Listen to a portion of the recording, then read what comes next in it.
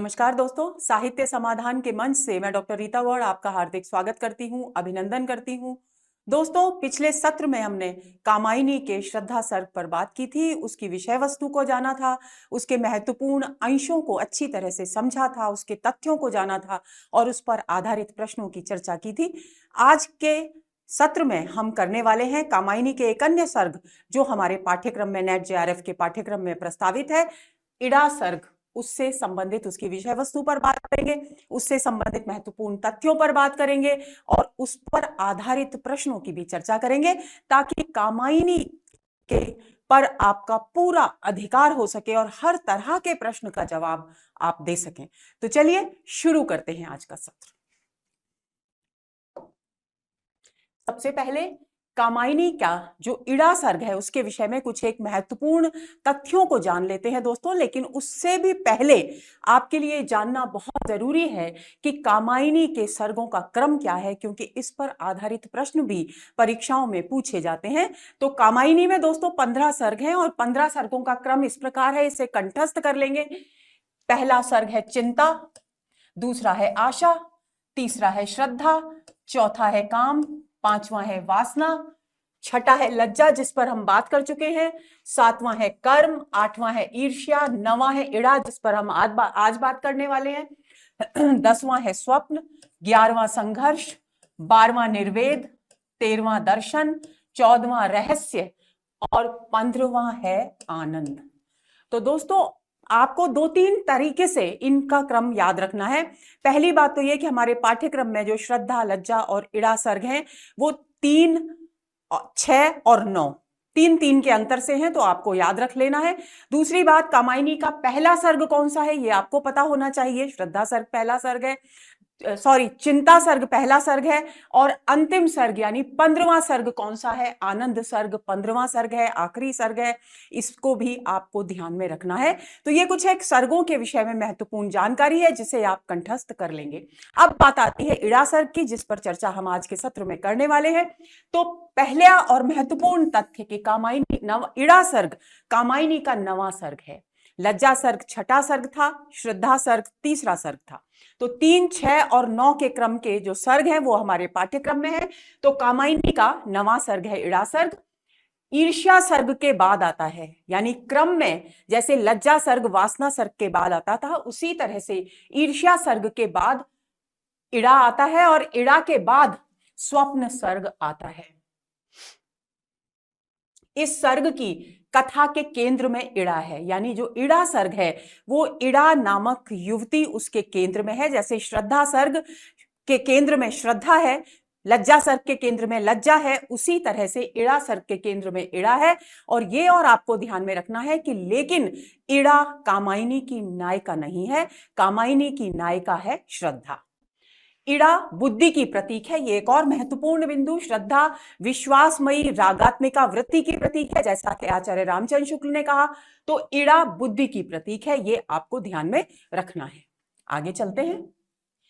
ईर्ष्या सर्ग में अब कथा किस प्रकार चलती है ये मैं चर्चा पहले भी कर चुकी हूं कि प्रलय हो जाती है, देव सृष्टि का नाश हो जाता है, मनु चिंताग्रस्त बैठे हैं चिंता सर्ग में, और उसके बाद तीसरे सर्ग में श्रद्धा सर्ग में आकर के उनकी श्रद्धा से मुलाकात होती है। वे श्रद्धा के समक्ष आत्मसमर्पण करते हैं। श्रद्धा द्वंद्वग्रस्त होती है कि उसके लिए मनु के प्रणय प्रस्ताव को स्वीकार करना उचित है या अनुचित। इसमें लज्जा उसका मार्गदर्शन करती है।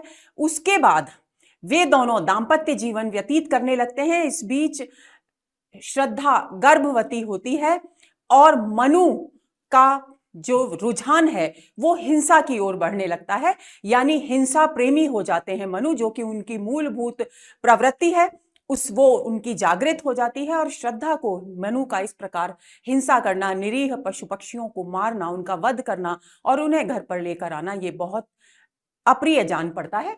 तो ये कथाक्रम चल रहा है इड़ा सर्ग तक आते आते। ईर्ष्या सर्ग में मनु के हिंसा प्रेमी होने का वर्णन किया गया है और वे निरीह पशुओं का वध कर कर उन्हें लेकर आते हैं, यानी जिस कुटिया में वे श्रद्धा के साथ रहते हैं वहां लेकर आते हैं। और श्रद्धा को यह हिंसा अप्रिय है और यही उन दोनों के बीच टकराव का कारण बनता है, तनाव का कारण बनता है, विरोध का कारण बनता है। गर्भवती होती है श्रद्धा तो वो आगामी शिशु के देखभाल की तैयारियों में जुट जाती है कि उसको उसके लिए कौन कौन सी सुविधाएं जुटानी है, उसकी तैयारियों में जुट जाती है और वो अपने आप को इन्हीं सब कार्यों में व्यस्त रखती है। मनु श्रद्धा की इस व्यस्तता को देखकर अपने आप को तिरस्कृत और उपेक्षित महसूस करते हैं।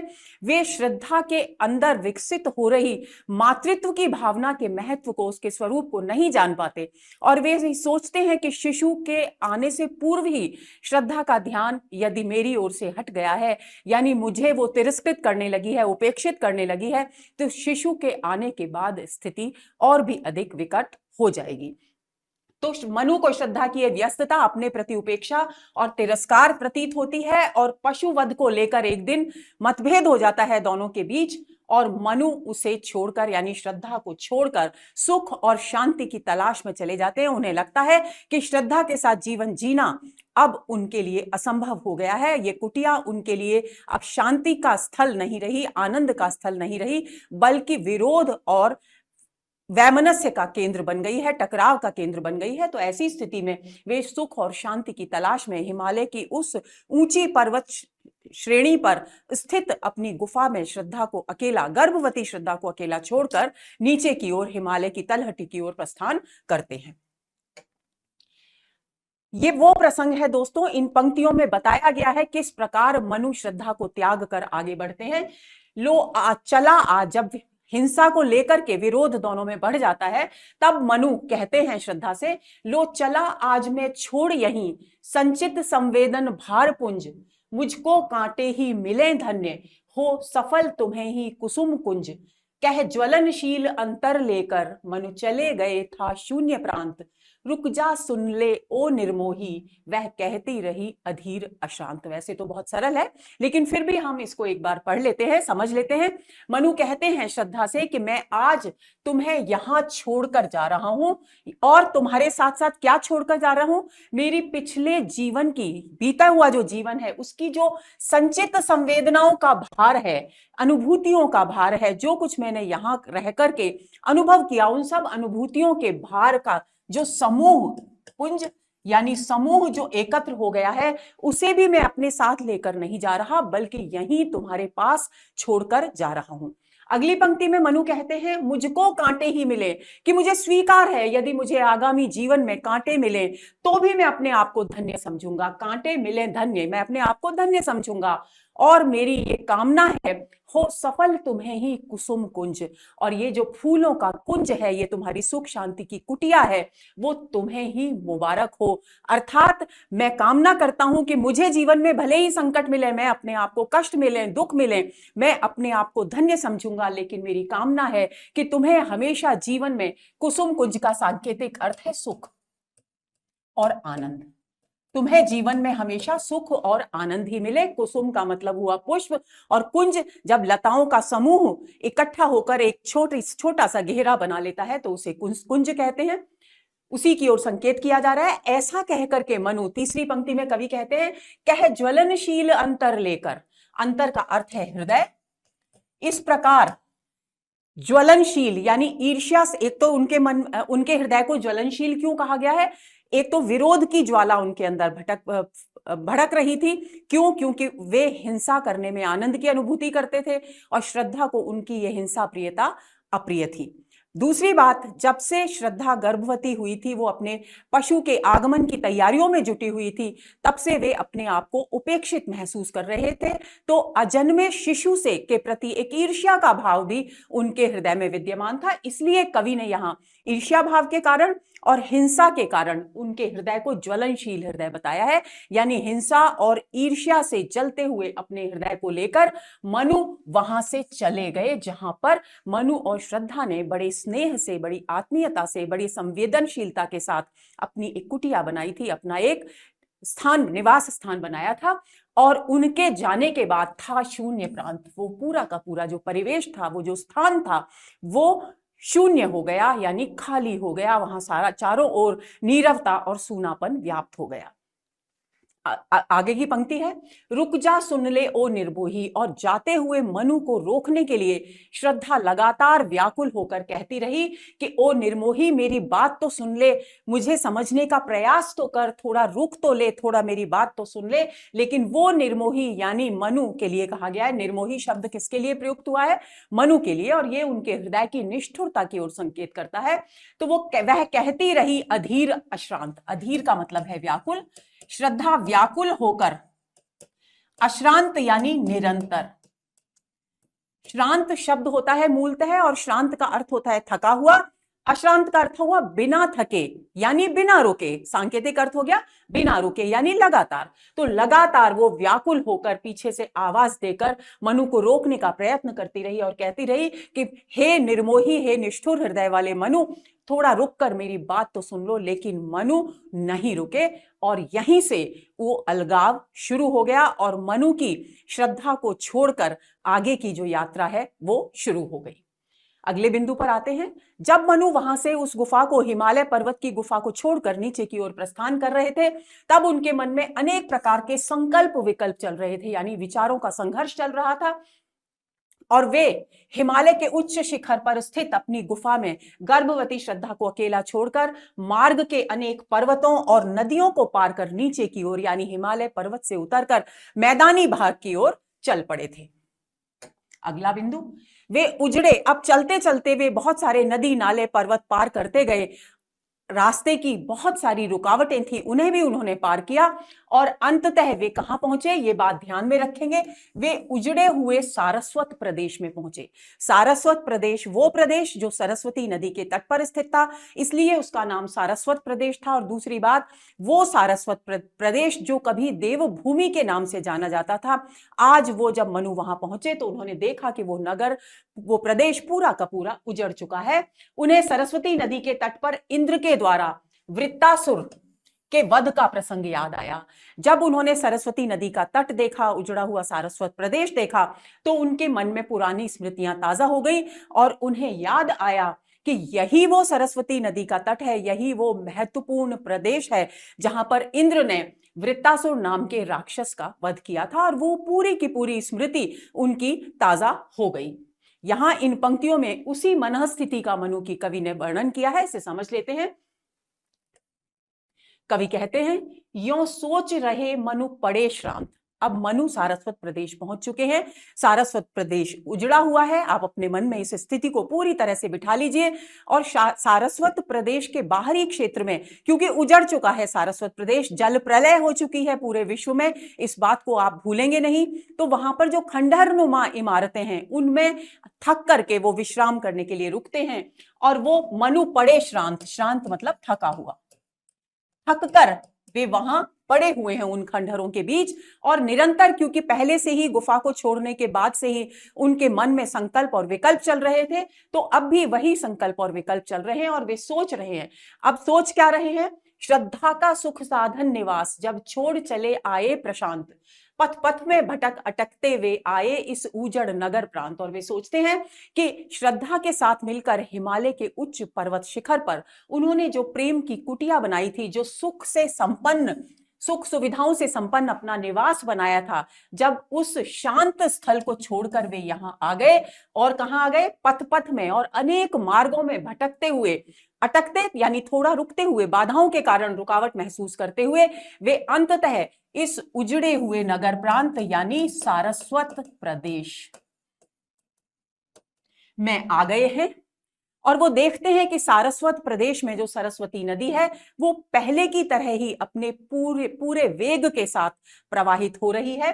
बढ़ती सरस्वती वेग भरी, यानी उसी वेग के साथ सरस्वती नदी आगे की ओर बढ़ती जा रही है, यानी प्रवाहित हो रही है। निस्तब्ध हो रही निशा श्याम, और घनी काली रात्रि का समय है, यानी चारों ओर अंधकार व्याप्त है। और अंधकार में, क्योंकि एक तो उजड़ा हुआ नगर है, दूसरा रात्रि का समय है, घना काला अंधकार है, तो चारों ओर वातावरण में निस्तब्धता छाई हुई है, यानी कहीं कोई हलचल, कोई ध्वनि नहीं है। सब तरफ नीरव और शांत वातावरण है। और उस शांत वातावरण में वेग से सरस्वती नदी अपनी गति से निरंतर प्रवाहित हो रही है। नक्षत्र निरखते निर्निमेष वसुधा की वह गति विकलवाम। और जब मनु सरस्वती नदी को देखने के बाद आकाश की ओर देखते हैं तो वे तारों को जगमगाता हुआ देखते हैं, नक्षत्रों को जगमगाता हुआ देखते हैं, तो उन्हें ऐसा प्रतीत होता है मानो ये नक्षत्र जो आकाश में दिखाई दे रहे हैं वे भी निरखते यानी देखते, निर्निमेष यानी अपलक नेत्रों से, एकटक, कि मानो ये आकाश में जो नक्षत्र हैं वो भी अपलक दृष्टि से लगातार वसुधा यानी पृथ्वी की इस विपरीत स्थिति को व्याकुल होकर देख रहे हैं। विकल मतलब व्याकुल, वाम मतलब विपरीत, वसुधा मतलब पृथ्वी, संभवतः आप सभी जानते होंगे।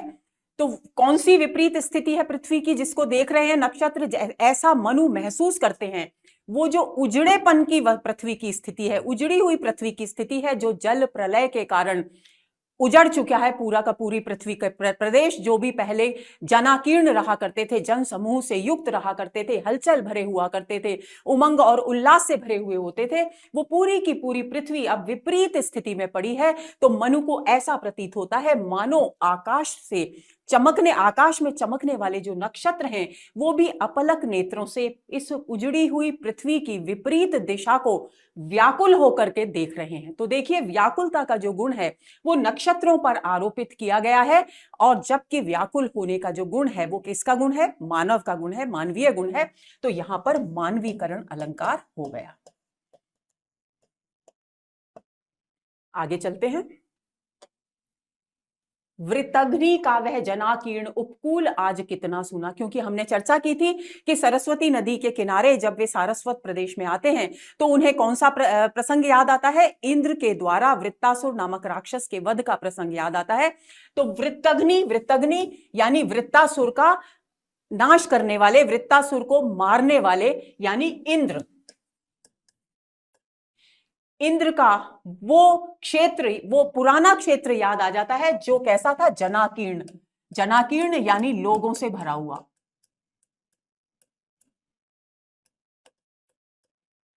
उपकूल यानी स्थान। किसका स्थान? सरस्वती नदी के किनारे स्थित।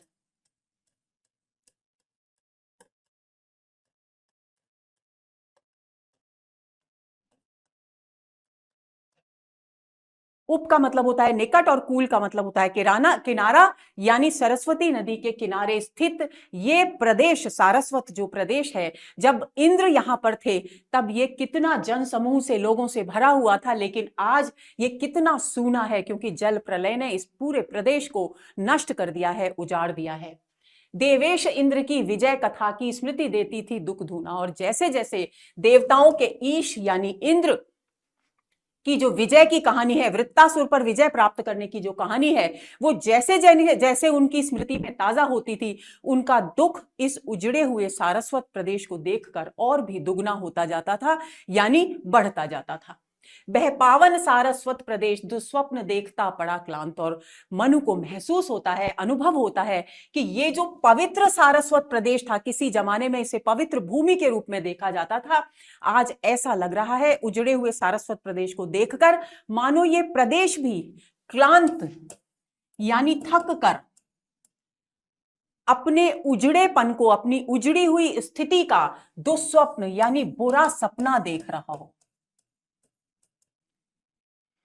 फैला था चारों ओर ध्वांत, ध्वांत का अर्थ होता है अंधकार, और इस प्रकार कवि लिखते हैं कि चारों ओर नगर उजड़ा हुआ था, रात्रि का समय था, तो चारों ओर अंधकार ही अंधकार विद्यमान था। ये अंधकार केवल रात्रि का अंधकार नहीं है, बल्कि मनु के हृदय में व्याप्त निराशा का अंधकार है। दूसरी बात, नगर जल प्रलय के कारण जो एक अंधकार व्याप्त हो गया विनाश लीला का, वो भी अंधकार है। तो सारे भावों को समेटकर कवि ने यहाँ ये शब्द ध्वांत इस्तेमाल किया है, जिसका धू का अर्थ संस्कृत में होता है दिन। धू प्लस अंत यानी दिन का अंत, यानी रात्रि, अंधकार, रात्रि यानी अंधकार। देवासुर संग्राम की स्थिति ताजा होने पर मनु को अनुभव होता है कि सुर और असुर का संघर्ष, सुर मतलब देवता, असुर का मतलब राक्षस, यानी राक्षसों, देवताओं और राक्षसों के बीच का जो संघर्ष था उसका मूल क्या कारण क्या था? क्योंकि संकल्प विकल्पों से युक्त मनु सारस्वत प्रदेश को उजड़ा हुआ देखकर अनेक प्रकार के विचार चिंतन मनन कर रहे हैं, अनेक प्रकार की स्थितियों का विश्लेषण कर रहे हैं, तो वे उस निष्कर्ष पर पहुंचते हैं कि ये राक्षसों और देवताओं के बीच का जो संघर्ष था कि दूसरे की तुलना में अपने आप को श्रेष्ठ और बलशाली साबित करने का संघर्ष था। तो ये संघर्ष क्या था? इसके मूल में एक प्रकार से हुआ अहंकार, और अपने आप को दूसरे की तुलना में श्रेष्ठ मानने से उत्पन्न जो अहंकार था वही इस संघर्ष का मूल कारण था। वे सोचते हैं कि दोनों पक्ष श्रद्धा विहीन होने के कारण सदैव संघर्षरत रहे। श्रद्धा विहीन यानी स्नेह और विश्वास से रहित थे, यानी देवता भी स्नेह और विश्वास से रहित थे क्योंकि अहंकार ग्रस्त थे, और राक्षस भी भौतिकवादी थे, उनका दृष्टिकोण भौतिकवादी था, अपने शरीर के पोषण में ही निरंतर लगे रहते थे, तो वे भी श्रद्धा से रहित थे। क्योंकि दोनों पक्ष श्रद्धा विहीन थे, यही कारण है कि उनके बीच हमेशा संघर्ष होता रहा, सदैव संघर्षरत रहे। यह सोचते ही उनके मन में यह विचार, अब दूसरे ही क्षण जब वो भी विचार करते हैं कि राक्षस भी श्रद्धा विहीन थे और देवता भी श्रद्धा विहीन थे, तब उनके मन में यह विचार आता है कि वे भी आज श्रद्धा विहीन होकर संघर्षरत है, क्योंकि वे भी श्रद्धा को छोड़कर आए हैं। दोस्तों, एक बात ध्यान रखनी है आपको कि ये श्रद्धा जो युवती के रूप में, ये इड़ा जो युवती के रूप में, ये लज्जा जो युवती के रूप में हमारे सामने प्रस्तुत की गई है, वो एक रूपक है जो कवि के द्वारा बनाया गया है। वास्तव में ये सभी स्त्रियां मानवीय मनोभाव हैं जिनका मानवीकरण करके कवि ने हमारे सामने इस पूरी सृष्टि के विकास क्रम की कथा को प्रस्तुत किया है। तो यहां पर श्रद्धा विहीन होने का एक सीधा साधा अर्थ है कि श्रद्धा को वो छोड़कर आ गए तो श्रद्धा से रहित है, लेकिन सांकेतिक अर्थ इसका यह है कि उनके हृदय में जो श्रद्धा के कारण जो स्नेह और जो विश्वास होना चाहिए था, उस स्नेह और विश्वास से रहित हो गए हैं वो। और क्योंकि संवेदना नहीं है, स्नेह नहीं है, विश्वास नहीं है, तो जीवन में आनंद और उल्लास भी संभव नहीं है, क्योंकि ऐसी स्थिति में हमेशा विषम भावनाएं ही उत्पन्न होती हैं, और ये विषम भावनाएं मनुष्य के जीवन में संघर्ष उत्पन्न करती हैं। तो मनु इस निष्कर्ष पर पहुंचते हैं कि क्योंकि वे आज श्रद्धा से रहित हैं, इसलिए उनका जीवन संघर्षों से भरा हुआ है। ये पंक्तियां इनको समझना बहुत जरूरी है। कवि लिखते हैं, था एक पूजता देह दीन, दूसरा अपूर्ण अहंता में अपने को समझा रहा प्रवीण। किसके विषय में चर्चा की जा रही है? असुर पहले लेंगे और सुर बाद में। असुरों और सुरों यानी राक्षसों और देवताओं का चित्रण यहां पर किया जा रहा है।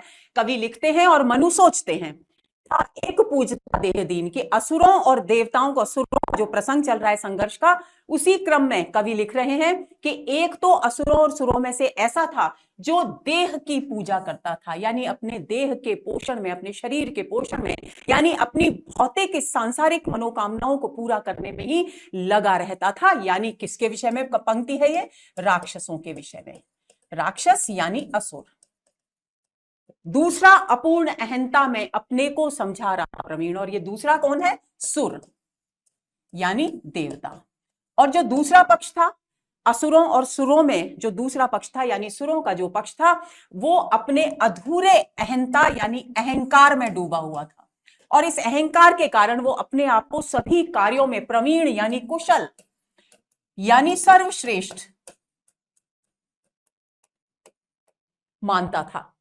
दोनों का हट था दुर्निवार, और असुर अपनी ओर अपनी बात पर अड़े हुए थे कि हम बिल्कुल सही है, हमारा दृष्टिकोण सही है, और सुर अपनी स्थिति पर अड़े हुए थे कि हम बिल्कुल सर्वश्रेष्ठ हैं। तो दोनों का ही जो हट था, कौन से दोनों? असुरों और सुरों का जो हट था वो निवारण नहीं की, उसका निवारण संभव ही नहीं था, दुर्निवार था। दोनों ही थे विश्वासहीन। क्यों? क्योंकि दोनों के हृदय ही विश्वास से रहित थे, यानी स्नेह और विश्वास की भावनाओं से रहित थे दोनों के हृदय। यही कारण है कि वे निरंतर संघर्षरत रहते थे। फिर क्यों न तर्क को शस्त्रों से वे सिद्ध करें, क्यों हो न युद्ध। और मनु आगे सोचते हैं कि जब उनमें विश्वास नहीं था, जब उनमें स्नेह नहीं था, जब उनमें संवेदनाएं नहीं थी, पावन भावनाएं नहीं थी, तो ऐसी स्थिति में वे अपने अपने पक्ष को तर्कों से सिद्ध नहीं करते थे, बुद्धि के आधार पर सिद्ध नहीं करते थे, बल्कि शस्त्रों के द्वारा अपनी श्रेष्ठता प्रमाणित करने का प्रयत्न करते थे। शस्त्रों के द्वारा श्रेष्ठता प्रमाणित करने का क्या अभिप्राय है? यानी युद्ध के माध्यम से वे अपनी श्रेष्ठता को प्रमाणित करने का प्रयास करते थे। और जब ऐसा प्रयास किया जाता है तो मनु सोचते हैं कि फिर भला दोनों पक्षों में युद्ध कैसे न हो, यानी ऐसी स्थिति में इस मनोभावना के साथ युद्ध दोनों पक्षों के बीच होना स्वाभाविक है। उनका संघर्ष चला अशांत, और यही कारण है कि राक्षसों और देवताओं के बीच अशांत यानी बिना रुके, बिना शांत हुए उनका संघर्ष लगातार लंबे समय तक चलता रहा। वे भाव रहे अब तक विरुद्ध, और आज भी देवताओं और राक्षसों के जो आपसी भाव है यानी उनका जो दृष्टिकोण है वो परस्पर विरोधी ही बना हुआ है।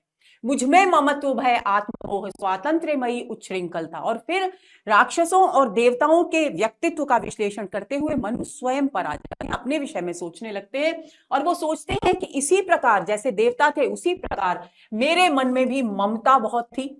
और कैसी ममता थी? अपने लिए ममता थी, स्वार्थ प्रेरित ममता थी, अपने प्रति मोह था, मोहासक्ति थी। और उस मोहासक्ति के वशीभूत होकर मैं स्वयं आत्मरक्षा में निरंतर लगता था। क्यों?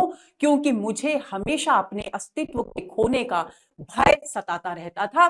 और मैं कैसा था? मुझ में स्वतंत्रता की भावना थी, मैं स्वतंत्र जीवन जीना चाहता था, मैं बंधना नहीं चाहता था। और यह स्वतंत्रता की भावना उच्छृंखलता तक पहुंच गई थी। हो प्रलय भीत तन रक्षा में पूजन करने की व्याकुलता। और इसी मेरे व्यक्तित्व की विशेषताओं के कारण मेरी ये उच्छृंखलता इतनी बढ़ गई कि इसी बीच में देव प्रलय आ गई, देव सृष्टि का नाश हो गया, और मैं अकेला वो साक्षी बना जिसने देव सृष्टि को नष्ट होते हुए देखा। तो उस प्रलय से मैं भयभीत हो गया, डर गया। भीत मतलब डर गया। और उसके परिणाम स्वरूप मैं क्या करने लगा? मैं तन रक्षा, अपने शरीर की, अपने जीवन की रक्षा करने के लिए व्याकुलता से अपनी भौतिक सुख सुविधाओं को जुटाने में लग गया। वह पूर्व द्वंद्व परिवर्तित हो मुझको बना रहा अधिक दीन। और वे सोचते हैं कि ये जो पुराना द्वंद्व है मेरे व्यक्तित्व का, यही आज विकसित होकर मुझे इस दीन अवस्था में लेकर आ गया है। सचमुच मैं हूं श्रद्धा विहीन, और मैं सचमुच आज श्रद्धा से रहित हूं। मैं जी श्रद्धा को छोड़कर आ गया हूं। दूसरी बात, मेरे हृदय में श्रद्धा यानी स्नेह और प्रेम और विश्वास के जैसे पवित्र जो विचार थे वो अब समाप्त हो गए हैं। और यही कारण है कि मेरा जीवन संघर्षों से भरा हुआ है। आगे चले। इसी समय मनु को काम की शापमयी वाणी सुनाई देती है। ये इड़ा सर्ग में जब मनु सारस्वत प्रदेश में पहुंचते हैं दोस्तों, वहीं से इड़ा सर्ग प्रारंभ होता है। और इड़ा सर्ग में पहुंच गए हैं, सारस्वत प्रदेश पहुंच गए हैं, और उन्हें वृत्तासुर के वध की कथा याद आती है। उसके बाद वे आत्मविश्लेषण करते हैं, युद्ध के जो सुरों और असुरों के बीच जो संघर्ष होता था उसके कारणों का विश्लेषण करते हैं, फिर आत्मविश्लेषण करते हैं। और इसी बीच जब उन्हें महसूस होता है कि वे भी सचमुच श्रद्धा से रहित हैं, श्रद्धाविहीन है, तब उन्हें काम की शापमयी वाणी सुनाई देती है। ये एक बहुत ही महत्वपूर्ण बिंदु है इड़ा सर्ग का, इस पर ध्यान देंगे, जिसमें उनके विश्वासमयी श्रद्धा को भूलने की बात कही गई थी। दोस्तों एक बात और मैं आपको याद दिला दूं कि जब हम श्रद्धा सर्ग पढ़ रहे थे तो श्रद्धा के परिचय के विषय में हमने एक बात जानी थी कि श्रद्धा को शास्त्रों में काम गोत्रजा कहा गया है, यानी काम के गोत्र में उत्पन्न, यानी काम की पुत्री कहा गया है। और यही कारण है कि श्रद्धा का एक नाम कामायनी भी है और इस रचना का नाम भी कामायनी है। तो अपनी काम की पुत्री को छोड़कर आए थे वो श्रद्धा के रूप में। तो काम का क्रोधित होकर, असंतुष्ट होकर मनु को शाप देना एक स्वाभाविक प्रक्रिया थी। तो उसी प्रक्रिया के कारण मनु को काम की शापमयी वाणी सुनाई देती है। और काम क्या कहते हैं? ये कथन किसके हैं? ये कथन काम के हैं। मनु तुम श्रद्धा को गए भूल, उस पूर्ण आत्मविश्वासमयी को उड़ा दिया था समझ तूल। काम क्या कहते हैं? काम कहते हैं कि हे मनु तुम श्रद्धा को भूल गए। तो एक अर्थ तो साधारण है कि मेरी पुत्री श्रद्धा को भूल गए, दूसरा अपने हृदय की जो पवित्र भावनाएं हैं उनकी तुमने उपेक्षा कर दी।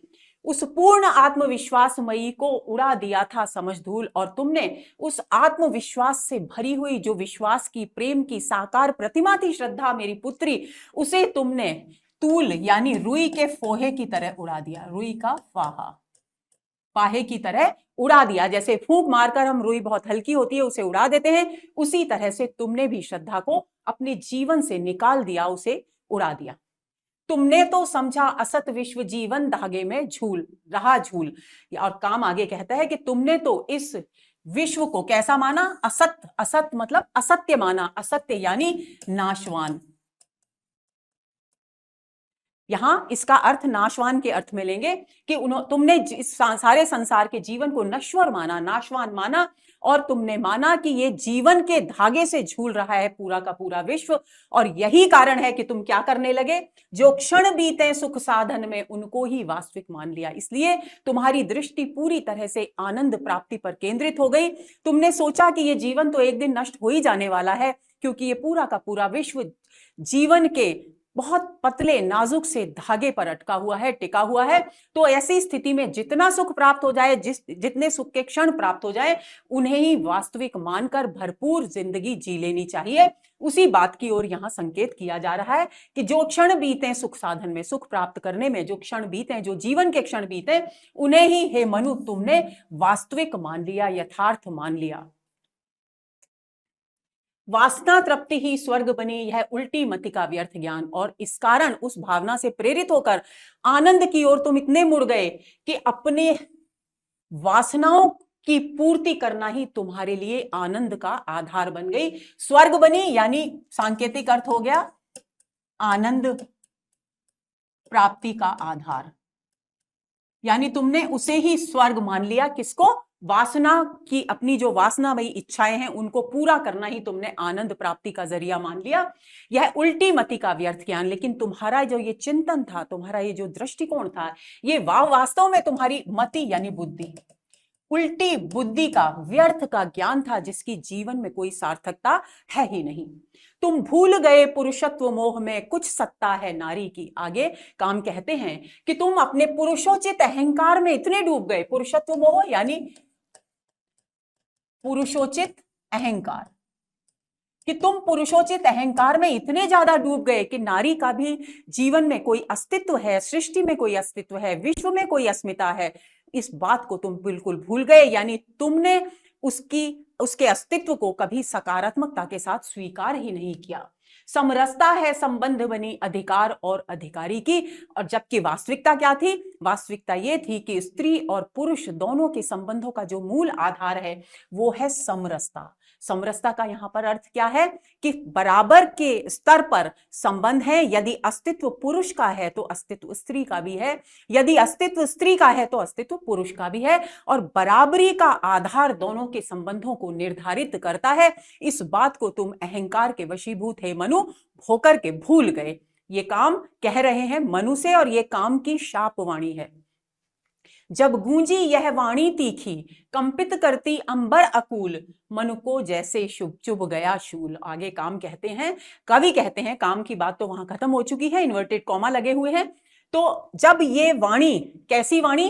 तीखी, कानों में चुभने वाली जो वाणी है वो गूंजी, तो अकूल, अकूल जिसका किनारा ना हो,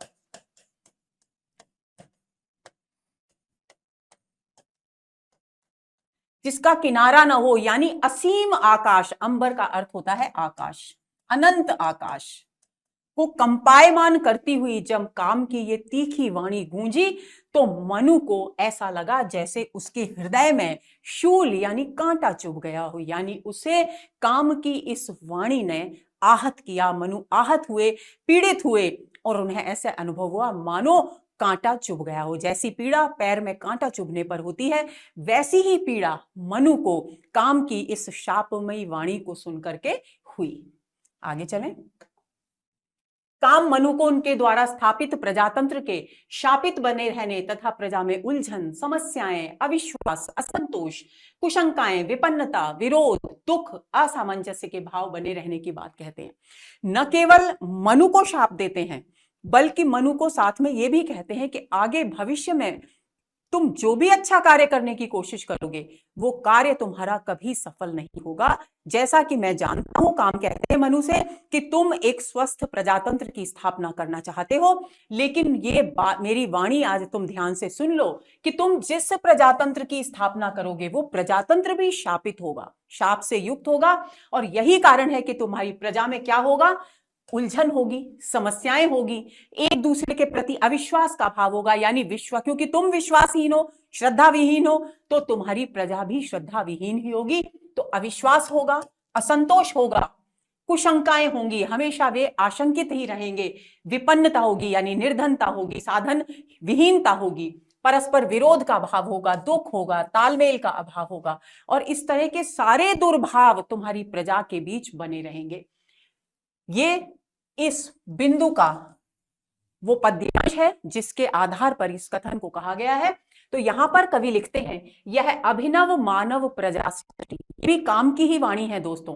काम क्या कह रहे हैं कि तुम्हारे द्वारा जो नई सृष्टि, प्रजातंत्र स्थापित होगा उस वो क्या कहलाएगा, यह अभिनव मानव प्रजा सृष्टि, ये नई मानव सृष्टि कहलाएगी जिसका कि तुम प्रवर्तन करोगे, जिसका तुम सूत्रपात करोगे। ये मनु से कह रहे हैं काम।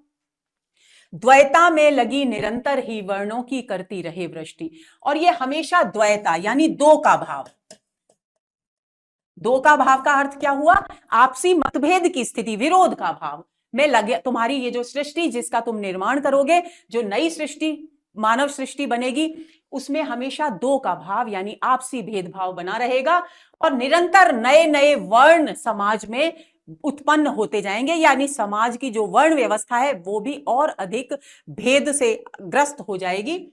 अनजान समस्याएं गढ़ती रचती हो अपनी ही विनष्टि, और तुम्हारी ये जो प्रजा है, नई सृष्टि की प्रजा, वो अनेक प्रकार की नई नई समस्याएं खुद पैदा करेगी और खुद ही अपने लिए अपने विनाश का मार्ग तैयार करेगी। कोलाहल कलह अनंत चले, और बिना समाप्त हुए निरंतर तुम्हारी इस मानव सृष्टि में कोलाहल, शोर, कलह, आपसी संघर्ष और तनाव निरंतर चलते रहेंगे। एकता नष्ट हो बड़े भेद, और एकता नहीं रहेगी तुम्हारी प्रजा में, भेद बुद्धि बढ़ेगी। अभिलषित वस्तु तो दूर रहे, हाँ मिले अनिच्छित दुख खेद, और जिस वस्तु की तुम्हारी प्रजा इच्छा करेगी वो वस्तु उससे हमेशा दूर रहेगी, यानी इच्छित वस्तु तुम्हारी प्रजा को कभी प्राप्त नहीं होगी। हाँ मिले अनिच्छित दुखद खेद, हाँ जिसकी इच्छा वो नहीं करेगी, यानी दुख और खेद की प्राप्ति की इच्छा तुम्हारी प्रजा नहीं करेगी, लेकिन तो उस तुम्हारी प्रजा को वही दुख और खेद प्राप्त होगा। हृदयों का हो आवरण सदा अपने वक्षस्थल की जड़ता, और तुम्हारी प्रजा के हृदय में जड़ता का भाव होगा। जड़ता का भाव का मतलब क्या होता है, जड़ता का भाव है जब पवित्रता के, संवेदनाओं, संवेदनशीलता के, चैतन्य के सारे भाव समाप्त हो जाएं, तब जड़ता का भाव यानी दुर्भाव की ओर संकेत कर रहे हैं कि बुरी भेद बुद्धि ही तुम्हारी प्रजा के हृदय पर व्याप्त रहेगी और हृदयों का आवरण बनी रहेगी, यानी हृदय की जो मूलभूत गुण है, पवित्रता की भावनाएं उत्पन्न होना, वो मूल गुण हमेशा जड़ता के आवरण से ढका रहेगा, यानी दुर्भावनाओं के नीचे दबा रहेगा। पहचान सकेंगे नहीं परस्पर चले विश्व गिरता पड़ता, और इतना अविश्वास होगा क्योंकि विश्वासहीन होगी तुम्हारी प्रजा, तो आपस में तुम्हारी प्रजा में लोगों को एक दूसरे के प्रति इतना अविश्वास होगा क्योंकि वे एक दूसरे को पहचान भी नहीं पाएंगे और एक दूसरे के प्रति विश्वास अपने हृदय में विकसित ही नहीं कर सकेंगे, और इस प्रकार तुम जिस सृष्टि का निर्माण करोगे, प्रवर्तन करोगे, वो गिरती पड़ती आगे बढ़ेगी। तब कुछ भी हो यदि पाए भरा, पर दूर रहेगी सदा तुष्टि। और कितना भी हो जाए तुम्हारी प्रजा को, सारे संसार की सुख सुविधाएं मिल जाएं, लेकिन फिर भी वो संतोष जो मिलना चाहिए, श्रद्धा से युक्त हृदय होने पर वो संतोष उससे हमेशा दूर रहेगा, यानी वो कभी भी संतुष्ट नहीं होगी, हमेशा असंतुष्ट ही बनी रहेगी।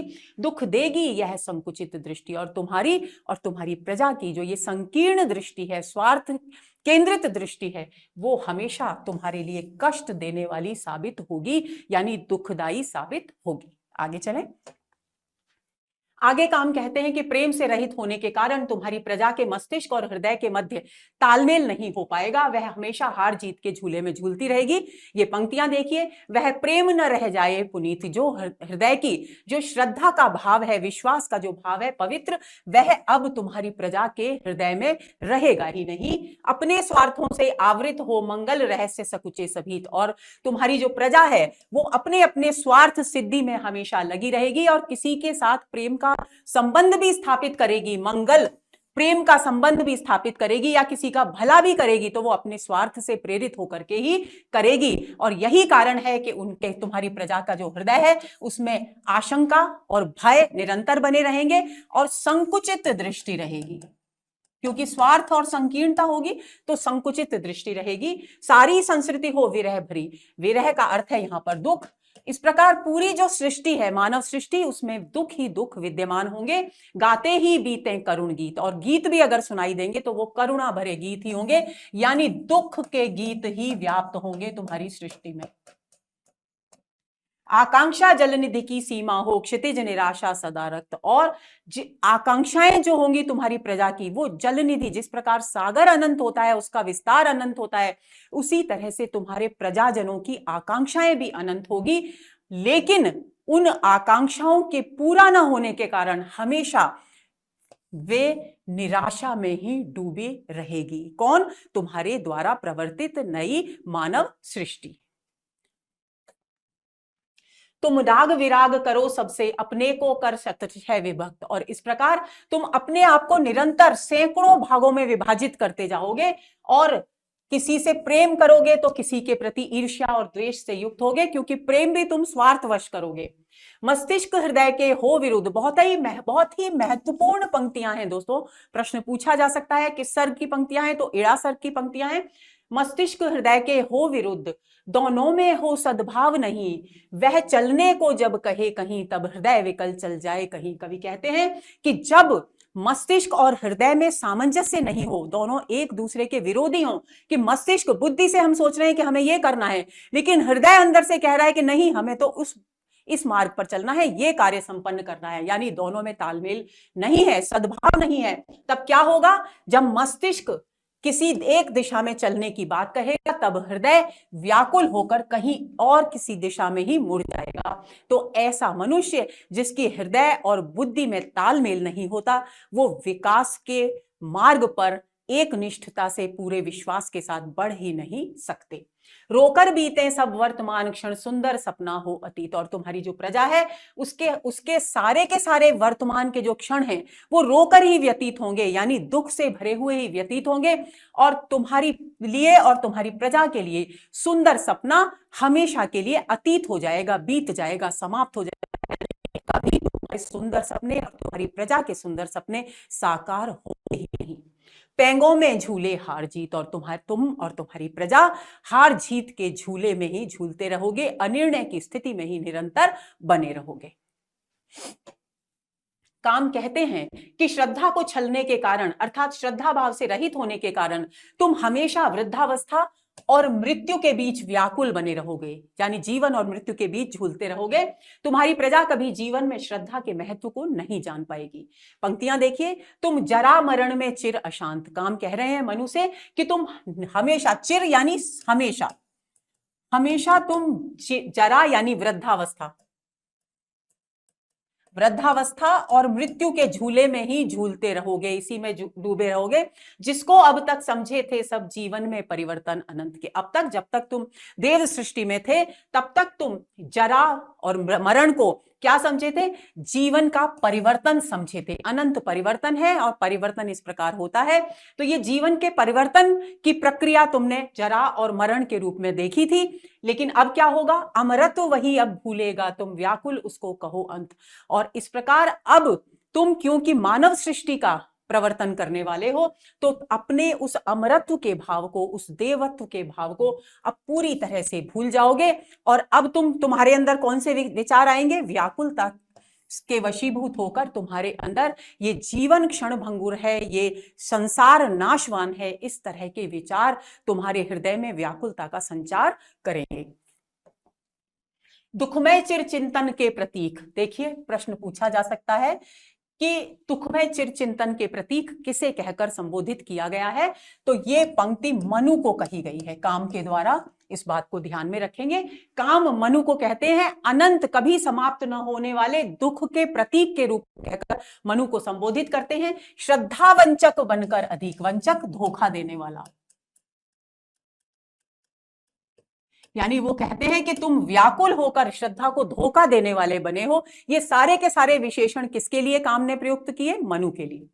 मानव संतति ग्रह राशि रज्जु से भाग्य बंधे पीटे लकीर। और क्या कहते हैं आगे कि तुम्हारी जो मानव संस्कृति होगी, यानी तुम जिस नवीन मानव सृष्टि का प्रवर्तन करोगे, वो तुम्हारी जो संततियां होंगी वो ग्रहों के रज्जु यानी रस्सी से बंधी रहेगी।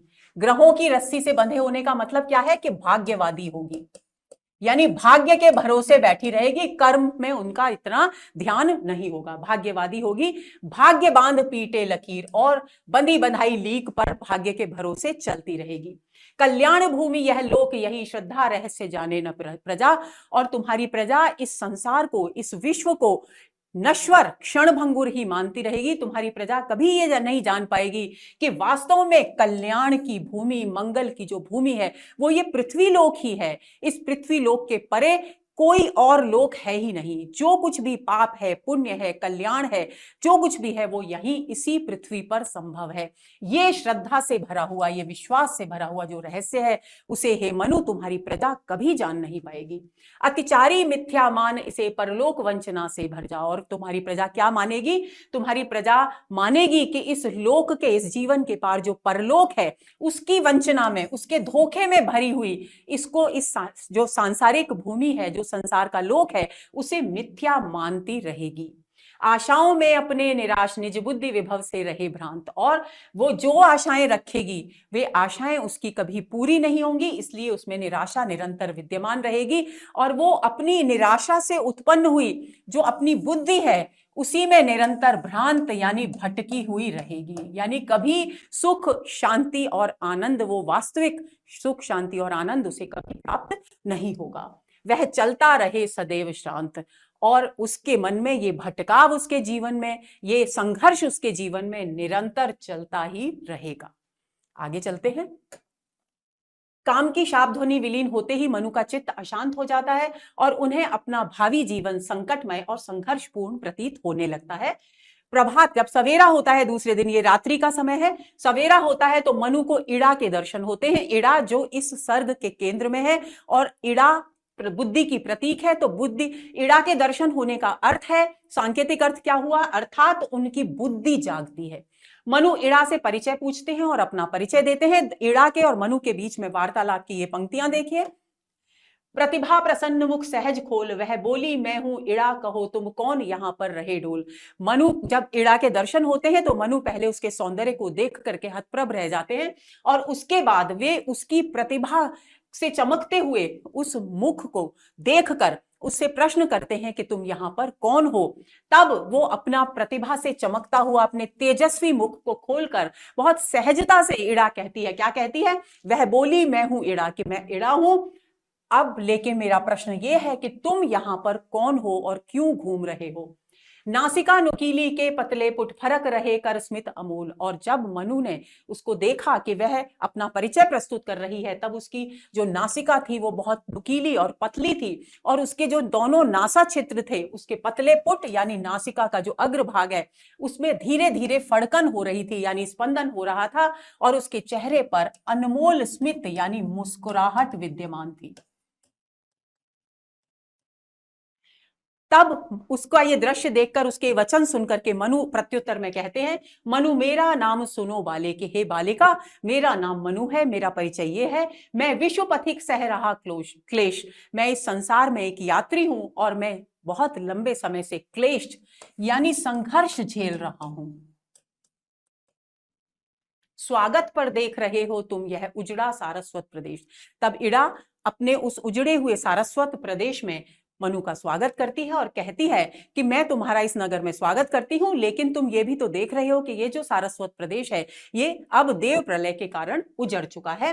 भौतिक हलचल से यह चंचल हो उठा देश ही था मेरा, कि भौतिक हलचल के कारण यानी देव प्रलय के कारण ये जो उजड़ गया दिख रहा है प्रदेश, ये वास्तव में मेरा ही देश था, यानी यह मेरा ही प्रदेश था। इसमें अब तक हूं पड़ी इसी आशा से आए दिन मेरा, और मैं यहां इसके उजड़ने के बाद भी यहां इसलिए रुकी हुई हूं ताकि मेरे दिन सुधरें और मेरा ये जो प्रदेश है फिर से आनंद उल्लास से भर उठे, यानी हरा भरा हो जाए। मैं तो आया हूं देवी, बता दो जीवन का क्या सहज मोल। तब मनु से कहते हैं कि मैं तो यहां भटकता हुआ आया हूं देवी, तुम बता दो कि मैं मेरे जीवन का क्या मोल है, अर्थात मैं तुम्हारे किस काम आ सकता हूं। भव के भविष्य का द्वार खोल के हो सकता है कि मेरे जो आगामी सांसारिक जीवन है उसका, मेरे भविष्य का द्वार कहीं इसी प्रदेश से खुल जाए। अगले बिंदु पर आते हैं। मनु के एकाकीपन, भटकन एवं कष्टों के विषय में जानकर इड़ा उनका स्वागत करती है और सारस्वत प्रदेश को फिर से बसाने की उनसे अनुनय विनय करती है और उन्हें आमंत्रित करती है। इड़ा मनु को आत्मनिर्भर, और वो देखती है इड़ा जब बातचीत होती है कि मनु बहुत हताश और निराश है, तब वो उन्हें प्रेरणा देती है। एक समय जब था जब श्रद्धा से मनु मिले थे और श्रद्धा ने उन्हें प्रेरित किया था जीवन के प्रति सन्नद्ध होने के लिए। दूसरा पड़ाव ये है मनु के जीवन का जब वे निराश हैं, विश्वास रहित हैं, और इड़ा उन्हें प्रेरित कर रही है उन्नतिशील बनने के लिए, कर्मशील बनने के लिए। तो इड़ा मनु को आत्मनिर्भर और उन्नतिशील होने के लिए प्रेरित कर उनके हृदय में आत्मविश्वास, उल्लास और आशा का संचार करती है, और मनु उसके व्यक्तित्व से प्रभावित होकर सारस्वत प्रदेश को फिर से बसाने का दायित्व अपने ऊपर ले लेते हैं। कौन सा दायित्व मनु ने अपने ऊपर लिया, ये बात आपको याद रखनी है।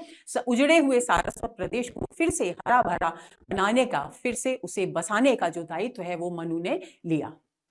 हाँ, तुम ही हो अपने सहायक। किस प्रकार प्रेरित किया है इड़ा ने, वो इन पंक्तियों में हम जानेंगे। वो मनु से कहती है इड़ा, ये इड़ा का कथन है। इड़ा कहती है कि हाँ, अब तुम्हारी सहायता, भले ही कितने ही संघर्ष जीवन में आ जाएं, लेकिन तुम्हारी सहायता कोई दूसरा व्यक्ति नहीं कर सकता। क्यों? क्योंकि तुम ही अपनी सहायता कर सकते हो। जो बुद्धि कहे उसको न मान, फिर किसकी नर शरण में जाए। देखिए, ध्यान देना है, क्योंकि इड़ा बुद्धि की प्रतीक है, तो वो मनु को क्या प्रेरित करती है कि मनुष्य को वही कार्य करना चाहिए जो उसकी बुद्धि उसे करने के लिए प्रेरित करे। जो बुद्धि कहे, जो मस्तिष्क कहे, उसको अगर व्यक्ति नहीं मानेगा तो भला फिर और कौन सी शरण है उसके लिए, कौन सा मार्ग बचा है, क्योंकि बुद्धि के अनुसार ही व्यक्ति को कार्य करना चाहिए।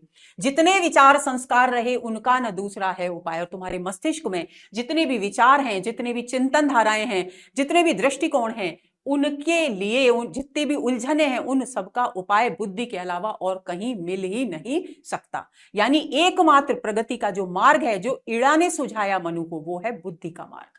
यह प्रकृति परम रमणीय अखिल ऐश्वर्य भरी शोधक विहीन की जो प्रकृति सामने बिखरी हुई दिख रही है, ये बहुत सुंदर है और बहुत प्रकार के अखिल सीमा रहित अनंत ऐश्वर्य से, विलास की सामग्रियों से जुड़ी हुई है। लेकिन यहां पर किस चीज की कमी है? एक अच्छे शोधक की कमी है, शोधक से रहित है। यानी इन वस्तुओं को किस प्रकार अपने जीवन का अंग बनाना है और इनके माध्यम से किस प्रकार अपने जीवन में आनंद और उल्लास भरना है, ऐसे व्यक्ति से रहित है ये सृष्टि। और तुम आत्मनिर्भर होकर, आत्मविश्वास से युक्त होकर ये कार्य आसानी से कर सकते हो। इस प्रकार इड़ा बुद्धि के मार्ग पर चलने की प्रेरणा देती है मनु को, और मनु को अपने जीवन का निर्णय बुद्धि के आधार पर लेने के लिए प्रेरित करती है। आगे चले। तुम उसका पटल खोलने में परिकर कस बन कर्म लीन। अब कर्म कैसे करना है, कर्म में लीन होने का संदेश दे रही है इड़ा, लेकिन बुद्धि के आधार पर कर्म में प्रवृत्त होना है। तो कहना है कि ये जो संसार में ऐश्वर्य फैला हुआ है सृष्टि में, इसके पटल, इसका जो पर्दा है, उसको खोलने का कार्य करने के लिए तुम क्या हो? परिकर, यानी कमर कस लो, फेंटा बांध लो। फेंटा बांधना, तैयार हो जाओ, कमर कस के कर्म करने के लिए तैयार हो जाओ।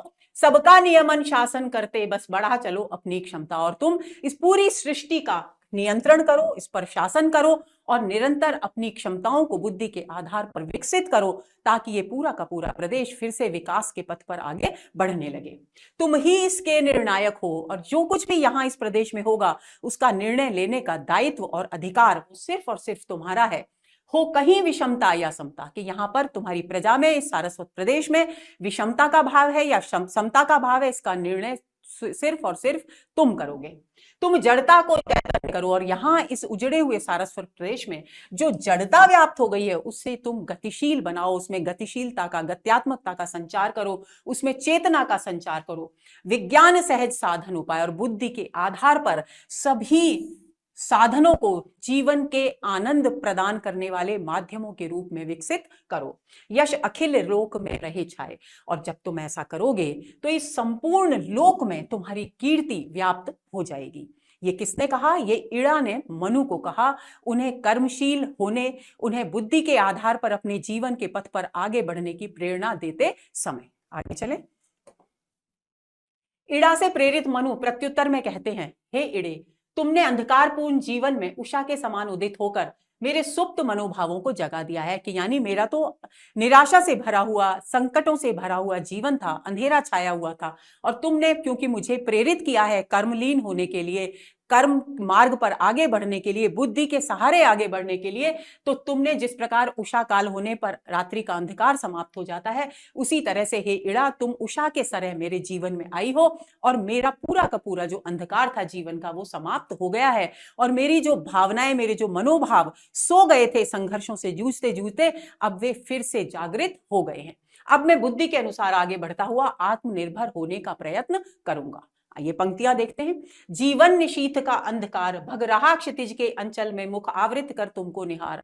मनु इड़ा से कह रहे हैं, मनु का कथन है, ध्यान रखेंगे, कि तुमको निहार यानी तुम्हें निहार यानी देखकर, कि हे इड़े, तुम्हें देखकर मेरे जीवन में जो रात्रि का अंधकार छा गया था, वो अंधकार इस प्रकार छा गया है, इस प्रकार दूर भाग गया है, जिस प्रकार उषा काल होने पर यानी सूर्योदय के आने की संभावना होने पर आकाश में लालिमा छा जाती है और अंधेरा मुंह छुपा करके क्षितिज के उस पार चला जाता है। उसी तरह से तुमको देखकर मेरे जीवन का जो अंधकार है वो क्षितिज के अंचल में मुंह आवृत कर यानी मुंह ढककर, अपना मुख ढककर भाग गया है। यानी कहने का अभिप्राय यह है कि मेरे जीवन में निराशा का जो अंधकार व्याप्त था, तुम्हारे आगमन से, तुम्हारी प्रेरणापूर्ण वाणी सुनकर वो पूरा समाप्त हो गया है।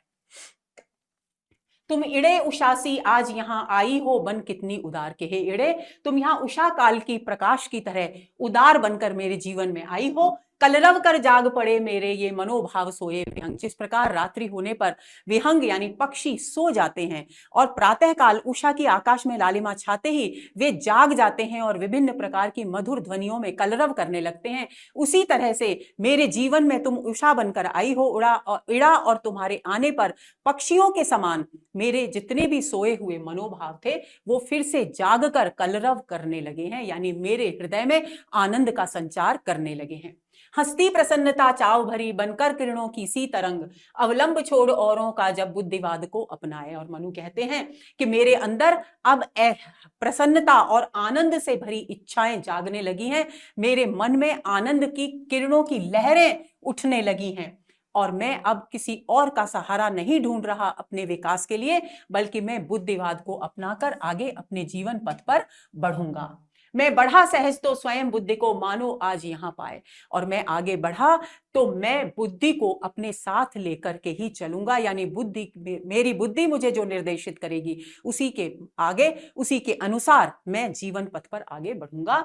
मेरे विकल्प संकल्प बने जीवन हो कर्मों की पुकार। और अब मेरा ये संकल्प है कि मेरे अंदर जितने भी द्वंद्व थे, जितने भी संशय थे, वो अब कठोर संकल्प में परिवर्तित हो जाएं और मेरा जीवन कर्मों की पुकार बन करके रह जाए, यानी कर्मठता के आधार पर ही मैं अपना आगामी जीवन जीऊं। सुख साधन का हो खुला द्वार। और हे इड़ा, तुम्हारी बातें सुनकर, तुमसे प्रेरणा प्राप्त कर मुझे ऐसा लग रहा है कि मेरा सुखमय जीवन का जो द्वार है वो खुल गया है। और इस प्रकार मनु निरंतर कर्मशील होते गए। ये इड़ा सर्ग के मुख्य विषय वस्तु थी, मुख्य बिंदु थे, जिनके आधार पर हमने इस पूरी इड़ा सर्ग की कथा वस्तु को अच्छी तरह से समझ लिया है। अब समय है इन पर आधारित प्रश्नों पर चर्चा करने का। तो सबसे पहला इड़ा सर्ग पर आधारित जो प्रश्न है दोस्तों वो है, क्रमानुसार इड़ा कामायनी का कौन सा सर्ग है? इसकी चर्चा कर चुकी हूं मैं। विकल्प है तृतीय, पंचम, षष्ठम या नवम। तो इड़ा नवम सर्ग है, तो इस प्रश्न का उत्तर होगा डी। अगला प्रश्न, इड़ा के विषय में असंगत कथन है, सारस्वत प्रदेश की रानी, बिल्कुल सही है। कामायनी की नायिका, गलत है। बुद्धि की प्रतीक है, सही है। इड़ा सर्ग में मनु की प्रेरिका है, ये भी सही है, यानी सी विकल्प असंगत है। तो सी इस प्रश्न का सही उत्तर है, क्योंकि सॉरी, बी इस प्रश्न का सही उत्तर है, क्योंकि बुद्धि की प्रतीक तो वो है।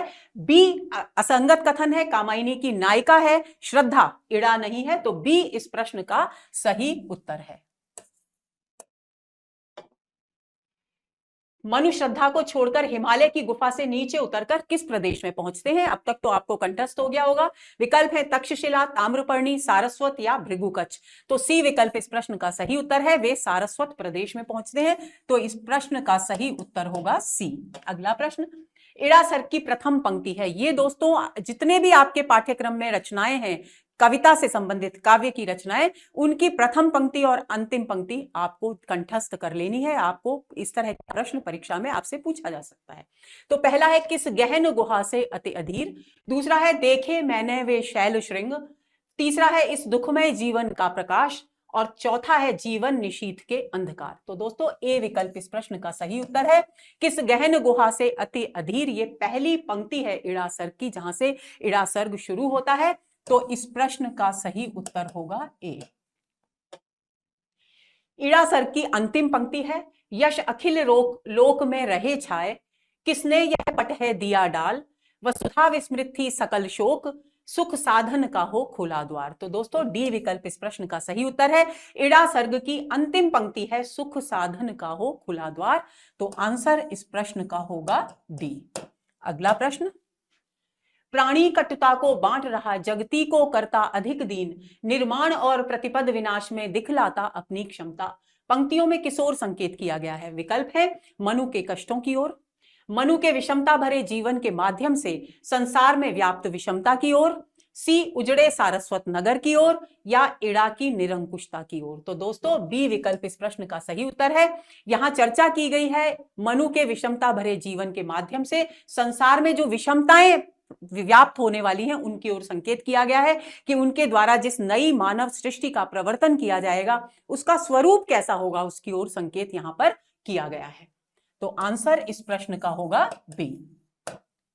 अगला प्रश्न, अपने जड़ गौरव के प्रतीक वसुधा का कर अभिमान भंग। पंक्ति में जड़ गौरव के प्रतीक किसे कहा गया है? सरिताओं को, वनों को, शैलश्रृंगों को, या निर्झरों को। तो दोस्तों सी विकल्प इस प्रश्न का सही उत्तर है। हिमालय पर्वत की ऊंची ऊंची जो चोटियां हैं उनको अपने जड़ गौरव का प्रतीक कह करके कवि ने संबोधित किया है। तो इस प्रश्न का सही उत्तर होगा सी। और ये प्रश्न इन पंक्तियों पर आधारित है, समझ लेते हैं जल्दी से। देखे मैंने वे शैल श्रृंग, जब सारस्वत प्रदेश पहुंच जाते हैं और पुरानी स्मृतियों में डूबे हैं मनु और संकल्प विकल्प अनेक प्रकार के चल रहे हैं, तब वे कहते हैं देखे मैंने वे शैल श्रृंग, कि मैं बहुत वर्षों तक हिमालय पर्वत की ऊंची चोटी पर स्थित गुफा में रहा हूं, तो मैंने पर्वत की वे ऊंची ऊंची चोटियां भी देखी हैं जो अचल हिमानी से रंजित, जो हमेशा अचल, कभी जड़ अचल, जो कभी चल नहीं सकता, जो हमेशा रहने वाला है, ऐसी बर्फ से ढकी रहती थी, जो उन्मुक्त थी और आकाश में ऊंची उठी हुई थी। तुंग का मतलब है ऊंची, उठी हुई थी, ऐसा प्रतीत होता था मानो वो अपनी उन्मुक्तता से ऊंची उठी हुई हो और वसुधा की, पृथ्वी की उपेक्षा कर रही हो, अपने जड़ गौरव के प्रतीक। और यहां पर शैल श्रृंगों को क्या कहा गया है? जड़ गौरव के, अपनी जड़ता से भरा हुआ जो गौरव था उसके वे प्रतीक थे शैल श्रृंग। वसुधा का कर अभिमान भंग, और ऐसा प्रतीत होता था मानो वो पृथ्वी का अभिमान भंग करके ऊपर उठे हुए हों। अपनी समाधि में रहे सुखी बह जाती हैं नदियां आबाद। और वो पर्वत कैसे थे? जड़ थे, पहली बात। दूसरी बात, हमेशा बर्फ से ढके रहते थे। और तीसरी बात, वे हमेशा एक समाधिस्थ योगी की तरह रहते थे, क्योंकि वे चलते फिरते बिल्कुल भी नहीं थे और वो अपनी सुख की समाधि में डूबे रहते थे। और उनकी बर्फ पिघलकर जब नीचे मैदानी ओर की ओर भागती थी तो उन्हीं से सुखपूर्वक नदियां उनमें से निकलकर अबाध गति से मैदानी भागों की ओर प्रवहमान हो जाती थी।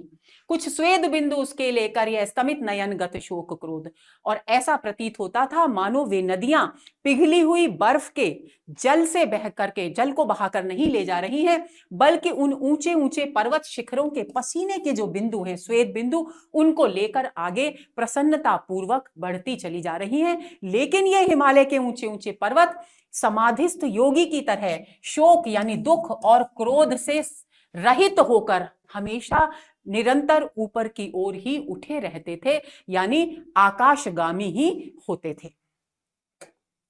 स्थिर मुक्ति प्रतिष्ठा में वैसी चाहता नहीं इस जीवन की। आगे मनु कहते हैं कि जैसी स्थिरता, जैसी मुक्ति, जैसी प्रतिष्ठा इन पर्वत श्रृंगों को अपनी ऊंचाई के कारण मिली है, वैसी जड़ता, वैसी मुक्ति और वैसी प्रतिष्ठा, वैसा गौरव मुझे नहीं चाहिए। क्या चाहिए? मैं तो अबाध गति मरुत सदृश हूं, चाह रहा अपने मन की। मैं तो जिस प्रकार से हवा होती है, मरुत यानी हवा, मैं तो हवा के समान निरंतर प्रवाहित होना चाहता हूं। हवा हमेशा अपनी इच्छा से अपनी दिशाएं तय करती है, उसी तरह से मैं भी अपने मन की, हवा की तरह से अपने मन की इच्छाएं पूरी करना चाहता हूं। जो चूम चला जाता अगजग प्रतिपग में कंपन की तरंग। हवा कैसी होती है?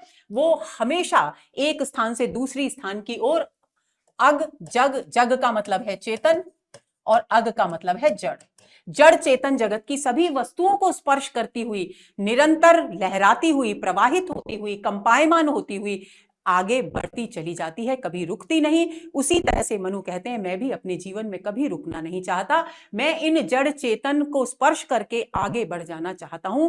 कैसे? अपनी मनमानी दिशाओं की ओर जैसे पवन बहती है वह ज्वलनशील गतिमय पतंग। और जिस प्रकार ये ज्वलनशील गतिमय पतंग किसको कहा गया है? ये सूर्य को कहा गया है। पतंग सूर्य को, सूर्य होता है और सूर्य की विशेषता है कि ज्वलनशील है, आग का गोला है, आग बरसाता है, लेकिन गतिमय भी है क्योंकि पूर्व में उदित होता है और पश्चिम में अस्त होता है। तो गति से युक्त, ज्वलनशील होकर भी जिस प्रकार सूर्य गति से युक्त होता है, उसी तरह से मैं अपना जीवन जीना चाहता हूं, संघर्ष से भरा होकर भी अपनी गतिशीलता को रोकना नहीं चाहता। आगे चलते हैं। अगला प्रश्न, पागल मैं किस पर सदै रहा, क्या मैंने ममता ली न तोड़, किस पर उदारता से रीझा, किसने न लगा दी कड़ी होड़। पंक्तियों में मनु की किस मन स्थिति का चित्रण किया गया है? मनु का चिंतन चल रहा है। यहां पर विकल्प हैं ग्लानि और पश्चाताप, दुख और अवसाद, निराशा और अनिर्णय, भटकन और एकाकीपन। तो दोस्तों देखिए, इन पंक्तियों को हम ध्यान से पढ़ेंगे। पागल में, कि मैं पागल था, मनु अपने आप से कह रहे हैं। मैं किस पर सदै रहा, मैंने किसके साथ दया का व्यवहार किया। क्या मैंने ममता ली न तोड़, क्या मैंने ममता को अपने जीवन से अलग नहीं कर दिया। किस पर उदारता से रीझा, मैंने किसी के प्रति उदारता का व्यवहार नहीं किया। और कौन ऐसा है इस सृष्टि में जिससे मैंने प्रतिस्पर्धा नहीं की, यानी मैं हमेशा अपने अहंकार में ही डूबा रहा। तो इसमें एक तो ग्लानि है न करने की और दूसरा पश्चाताप है अपनी गलतियों पर। तो ग्लानि और पश्चाताप का भाव यहां अभिव्यक्त हो रहा है। तो इस प्रश्न का सही उत्तर होगा ए। अगला प्रश्न, इस नियति नटी के अति भीषण अभिनय की छाया नाच रही, खोखली शून्यता में प्रतिपद असफल अधिक कुलाच रही। पंक्ति में कौन सा अलंकार है? अनुप्रास, रूपक, मानवीकरण या उपर्युक्त सभी। तो दोस्तों देखिए, नियति नटी अनुप्रास अलंकार हो गया, अ है, अ है, अ है, अनुप्रास अलंकार हो गया, तो यानी अनुप्रास अलंकार है। नियति रूपी नटी है तो रूपक अलंकार है, तो रूपक अलंकार हो गया। और नियति को नटी, जो कि एक स्त्री है, उसका रूप दिया गया है। असफलता पर कुलाच का गुण, जो कि किसका गुण है? मानवीय गुण है, उसको आरोपित किया गया है, तो मानवीकरण अलंकार भी है। यानी ये तीनों अलंकार इन पंक्तियों में आए हैं, तो उपर्युक्त सभी इस प्रश्न का सही उत्तर है। Answer D. अगला प्रश्न, यह उजड़ा सूना नगर प्रांत पंक्ति के माध्यम से किसकी ओर संकेत किया गया है? ए, प्रलय के बाद की सृष्टि, बी, हिमालय पर्वत पर व्याप्त सन्नाटा और अकेलापन, सी, सारस्वत नगर, या डी, कैलाश शिखर। तो दोस्तों यह उजड़ा सूना नगर प्रांत, ये पंक्ति सारस्वत प्रदेश को उजड़ा देख करके मनु के हृदय में उत्पन्न होती है। तो ये सारस्वत नगर के विषय में कहा गया कथन है, तो आंसर होगा सी। अगला प्रश्न, सारस्वत नगर में कौन सी नदी प्रवाहित हो रही थी? कंठस्थ हो गया होगा आपको, गंगा, सरस्वती, यमुना या गोदावरी। तो सरस्वती नदी वहां प्रवाहित थी, तो आंसर इस प्रश्न का होगा बी। अगला प्रश्न, सरस्वती नदी के तट पर आकर मनु को देव सृष्टि का कौन सा प्रसंग याद आया? ए इंद्र द्वारा वृत्तासुर के वध का प्रसंग, बी महर्षि दधीचि के आत्मोत्सर्ग का प्रसंग, सी भस्मासुर का प्रसंग, या डी ध्रुव की तपस्या का प्रसंग। तो हम चर्चा कर चुके हैं दोस्तों, ए विकल्प इस प्रश्न का सही उत्तर है। इंद्र द्वारा वृत्तासुर के वध का प्रसंग याद आया मनु को, तो आंसर होगा ए। था एक पूजता देह दीन, दूसरा अपूर्ण अहंता में अपने को समझ रहा प्रवीण। पंक्तियों में क्रमशः किसकी ओर संकेत किया गया है, हम चर्चा कर चुके हैं इस अंश की। विकल्प है सुर और असुरों की ओर, असुरों और ऋषियों की ओर, असुरों और सुरों की ओर, या फिर सुरों और ऋषियों की ओर। तो सी विकल्प इस प्रश्न का सही उत्तर है। था एक पूजता देहदीन, ये पंक्ति असुरों से संबंधित है, और दूसरा अपूर्ण अहंता में ये पंक्ति सुरों से संबंधित है। तो क्रम के अनुसार पहले असुरों से संबंधित बात की गई है, फिर सुरों से संबंधित। तो सी विकल्प इस प्रश्न का सही उत्तर है, आंसर होगा सी। अगला प्रश्न, मनु तुम श्रद्धा को गए भूल, पंक्ति किसने कही? श्रद्धा ने, इड़ा ने, सारस्वत नगरवासियों ने, या काम ने? तो काम की शाप ध्वनि के अंतर्गत कहा गया कथन है, तो डी विकल्प इस प्रश्न का सही उत्तर है, आंसर होगा डी। अगला प्रश्न, मनु भूल गए पुरुषत्व मोह में, कुछ सत्ता है नारी की, समरसता है संबंध बनी अधिकार और अधिकारी की। पंक्ति के विषय में असंगत कथन है। विकल्प है यह कथन काम ने मनु से कहा, बिल्कुल सही है। इसमें मनु के अहंकार ग्रस्त होने पर नारी के अस्तित्व के प्रति तिरस्कार के भाव की ओर संकेत किया गया है, यह कथन भी बिल्कुल सही है। हमें बताना है असंगत कथन। मनु के अहंकार को सृष्टि के विनाश का कारण बताया गया है, यह कथन बिल्कुल गलत है। स्त्री और पुरुष के पारस्परिक संबंधों का आधार समरसता बताया गया है, यह बिल्कुल सही है। यानी इन पंक्तियों के विषय में जो असंगत कथन है वो है सी, तो इस प्रश्न का सही उत्तर होगा सी। अगला प्रश्न, सौंदर्य जलधि से भर लाए केवल तुम अपना गरल पात्र। पंक्ति में रेखांकित शब्द का सांकेतिक अर्थ है गरल पात्र रेखांकित है। दोस्तों ये पंक्तियां काम की ध्वनि के समय की है, उससे संबंधित है। और वे कहते हैं कि श्रद्धा जो सौंदर्य का महासागर थी, कैसा? भौतिक शारीरिक सौंदर्य नहीं बल्कि हृदय का सौंदर्य, क्योंकि विश्वासमयी रागात्मिका वृत्ति का प्रतीक है श्रद्धा। तो वो जिसका हृदय पवित्र भावनाओं के महासागर के समान था, उस महासागर में से तुमने केवल और केवल गरल पात्र, गरल का अर्थ होता है विष, अपना गरल पात्र ही भरा। यानी उसे तुमने उन पवित्र भावनाओं की साकार प्रतिमा श्रद्धा को केवल अपनी वासना पूर्ति का माध्यम ही माना। गरल का सांकेतिक अर्थ हो गया वासना, विष इसका शाब्दिक अर्थ है। तो ऑप्शंस है विष का पात्र, वासना युक्त हृदय, अत्याचार या शोषण। तो बी विकल्प इस प्रश्न का सही उत्तर है। गरल पात्र का अर्थ है वासना से दूषित हृदय से युक्त। आंसर होगा इस प्रश्न का बी। अगला प्रश्न, द्वैता में लगी निरंतर ही वर्णों की करती रहे वृष्टि, अनजान समस्याएं गढ़ती रचती हो अपनी ही विनष्टि। पंक्तियों में किसकी विशेषताओं का वर्णन है? विकल्प नवीन मानव सृष्टि की, बी मनु की, सी सारस्वत नगर की, या डी देव सृष्टि की। तो दोस्तों ए विकल्प इस प्रश्न का सही उत्तर है।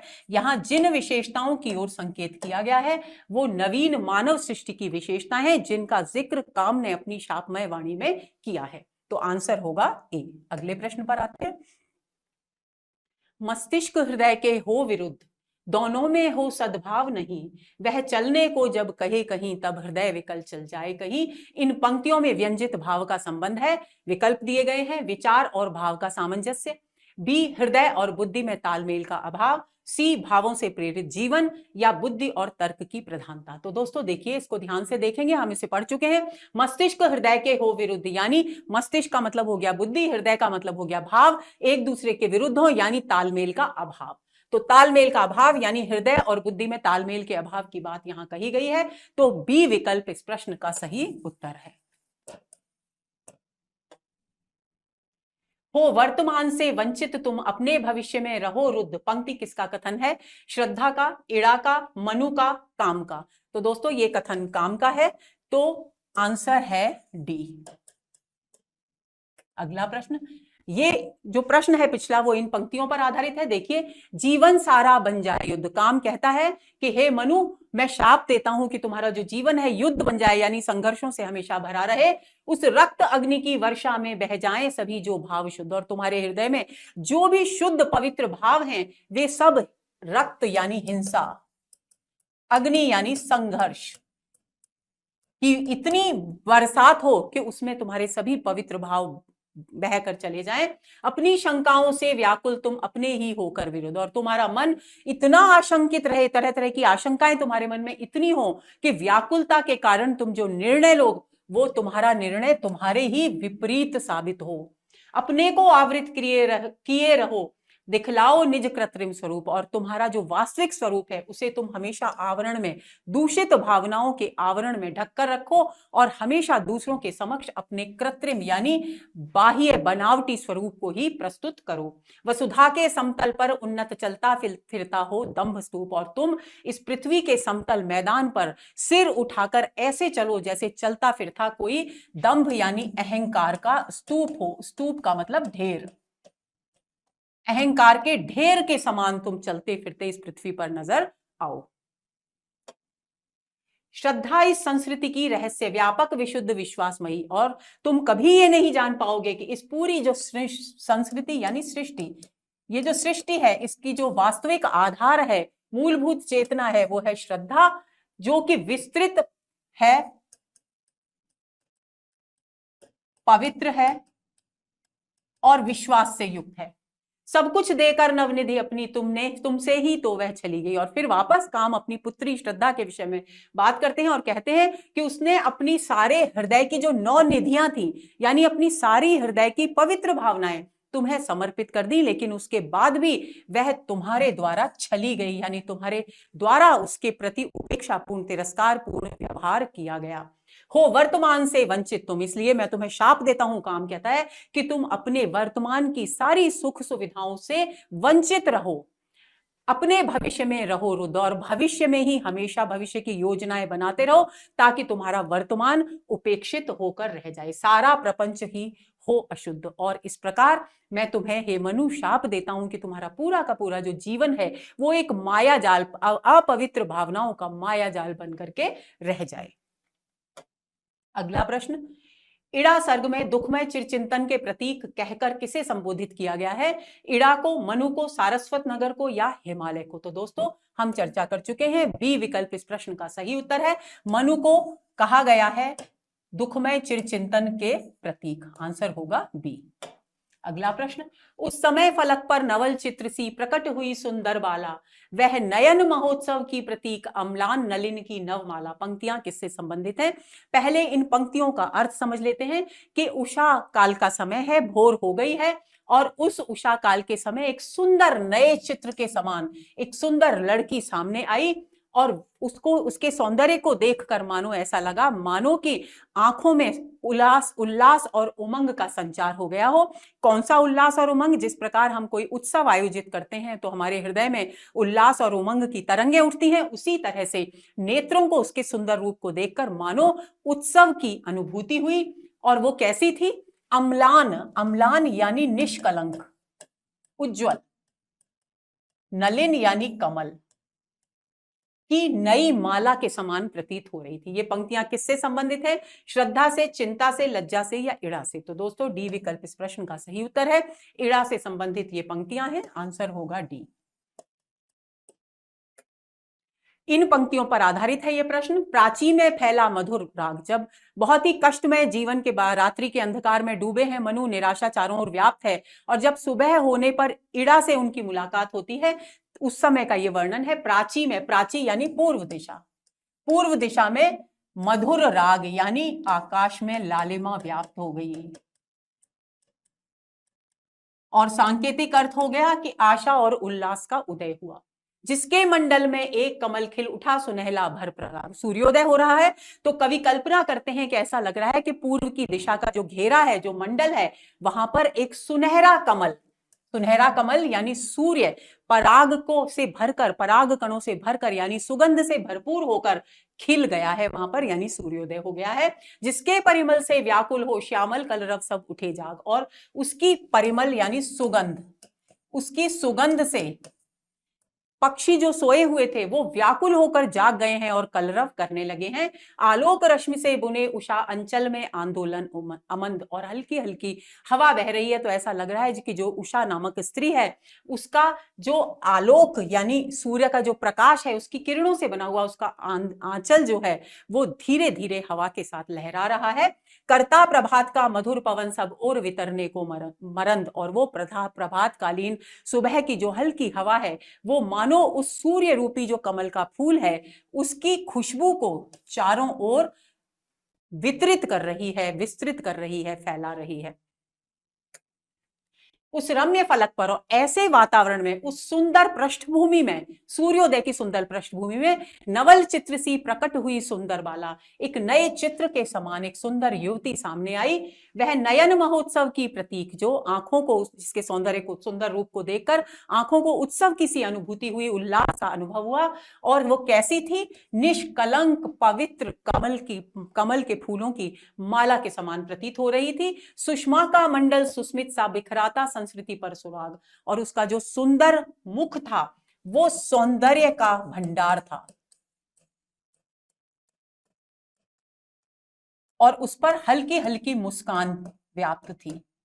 ऐसा लग रहा था वो अपने सुंदर मुस्कुराते हुए चेहरे से इस सृष्टि में, सृष्टि में तो राग यानी स्नेह और प्रेम की भावनाओं का विस्तार कर रही हो। सोया जीवन का तम विराग। और कवि कहते हैं कि इस प्रकार जो अंधकार निराशा का चारों ओर छाया हुआ था वो पूरा का पूरा अंधकार उसके उस अलौकिक सौंदर्य को देखकर मानो कहीं जाकर सो गया। यानी जीवन में निराशा का अंत हुआ और आशा का संचार हुआ, उल्लास का संचार हुआ। अगला प्रश्न, निम्नलिखित में से कौन सी पंक्ति इड़ा से संबंधित नहीं है? बिखरी अलकें ज्यों तर्क जाल, था एक हाथ में कर्म कलश वसुधा जीवन रस सार लिए, हृदय की अनुकृति बाह्य उदार, त्रिवली थी त्रिगुण तरंगमयी आलोक वसन लिपटा अराल। तो दोस्तों ये पंक्ति इड़ा से संबंधित है, ये पंक्ति इड़ा से संबंधित है, ये पंक्ति इड़ा से नहीं बल्कि श्रद्धा से संबंधित है। श्रद्धा सर की पंक्ति है और ये पंक्ति इड़ा से संबंधित है। तो इड़ा से संबंधित जो पंक्ति नहीं है वो है सी विकल्प। तो इस प्रश्न का सही उत्तर होगा सी। अब इन पंक्तियों पर आधारित है ये प्रश्न। बिखरी अलकें ज्यों तर्क जाल। देखिए इड़ा क्योंकि बुद्धि की प्रतीक है तो ये पंक्तियां बहुत महत्वपूर्ण हैं। आप देख लीजिए कि किस प्रकार बुद्धि के सौंदर्य का चित्रण प्रसाद जी ने किया है। वो कह रहे हैं कि उसके केश बिखरे हुए हैं।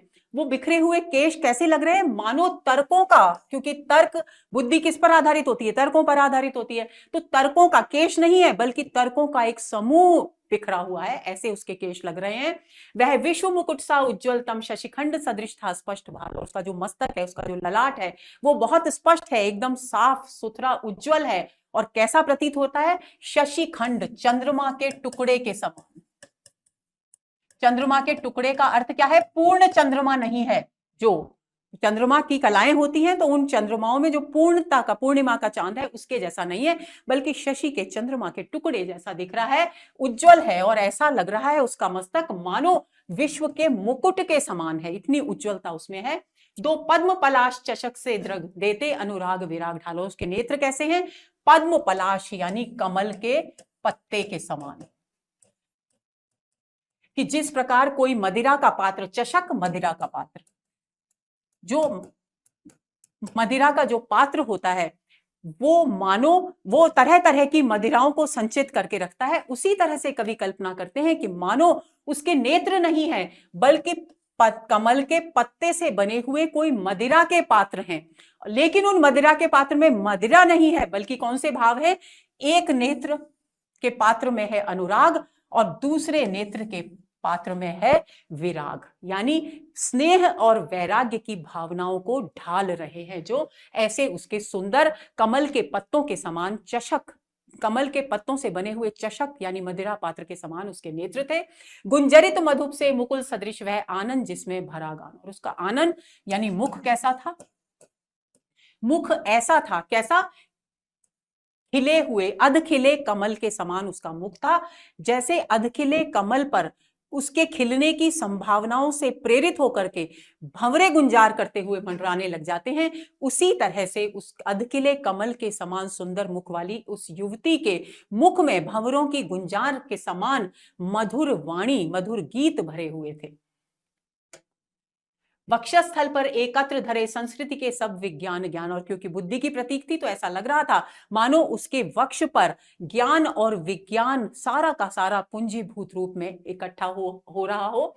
था एक हाथ में कर्म कलश वसुधा जीवन रस सार लिए, और उसके एक हाथ में कर्म का कलश था, क्योंकि आपको ध्यान होगा कि उसने मनु को कर्म की प्रेरणा दी थी, तो कर्म का कलश उसने हाथ में, एक हाथ में उसके विद्यमान था, जिसमें वो पृथ्वी पर किस प्रकार जीवन जिया जाए कर्म के आधार पर उसका सार लेकर के वो खड़ी थी। दूसरा विचारों के नभ को था मधुर अभय अवलंब दिए, और दूसरे हाथ से उसने ज्ञान को, बुद्धि को सहारा दे रखा था। विचारों को यानी विचारों के नभ को यानी बुद्धि को आसरा दे रखा था, आश्रय दे रखा था, अवलंब यानी सहारा दे रखा था। यानी एक भाव क्या है, एक हाथ से वो कर्म का संदेश दे रही थी, दूसरे हाथ से बुद्धि का संदेश दे रही थी, यानी बुद्धि के अनुसार कर्म करके ही मनुष्य अपने जीवन को आनंद में बना सकता है, उसे प्रगति के मार्ग पर आगे बढ़ा सकता है। त्रिवली थी त्रिगुण तरंग भई, नाभि के पास जो 3 लाइनें होती हैं दोस्तों, उसको त्रिवली कहा जाता है, और उससे नारी सौंदर्य में एक बहुत ही महत्वपूर्ण स्थान प्राप्त है। तो कवि प्रसाद लिखते हैं इड़ा के सौंदर्य का वर्णन करते समय कि उसकी जो त्रिवली थी, उसकी तीनों तरंगें स्पष्ट सुंदर रूप में दिखाई दे रही थी, और वो इस बात का प्रतीक थी कि जो 3 गुण हैं वो उसके व्यक्तित्व में मौजूद थे, यानी सत, रज और तम, उन तीनों गुणों के उसके व्यक्तित्व में होने का प्रतीक थी उसकी त्रिवली। आलोक वसन लिपटा अराल, और उसके अराल का मतलब होता है तिरछा, और एक उज्जवल वस्त्र उसने अपने शरीर पर तिरछा लपेटा हुआ था। चरणों में थी गति भरी ताल, और उसके चरणों में गतिशीलता थी। ये इड़ा का सौंदर्य चित्रण है। इसमें जितनी भी पंक्तियां हैं वो इड़ा से संबंधित है, यहां पर श्रद्धा का कोई जिक्र नहीं है। इन पंक्तियों को जानना आपके लिए बहुत जरूरी है, क्योंकि इड़ा को यदि बुद्धि का प्रतीक बताते हैं जयशंकर प्रसाद, तो किस प्रकार उसके सौंदर्य का चित्रण करते हैं ये बात भी आपको जाननी चाहिए। आगे चलते हैं। तो दोस्तों ये हुआ हमारा आज का सत्र, और इस सत्र में हमने इड़ा सर्ग की विषय वस्तु को जान लिया, उससे संबंधित महत्वपूर्ण तथ्य और उन पर आधारित प्रश्नों पर गहरी बातचीत की। उम्मीद करती हूं कि ये सत्र भी अन्य सत्रों की तरह आपके लिए बहुत बहुत उपयोगी होगा। अगले सत्र के इंतजार में रहिए। नमस्कार।